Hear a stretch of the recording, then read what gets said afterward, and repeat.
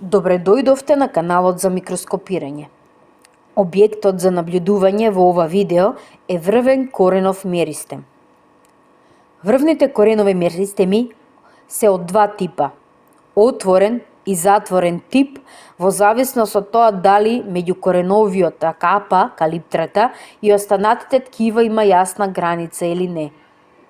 Кај затворениот тип исто така има регион со иницијални клетки кои се делат и ги даваат дерматогенот, кој подоцна се диференцира во епидермалните ткива, периблемот, од кој потекнуваат ткивата на кортексот, и плеромот, кој се диференцира во ткивата на централниот цилиндар.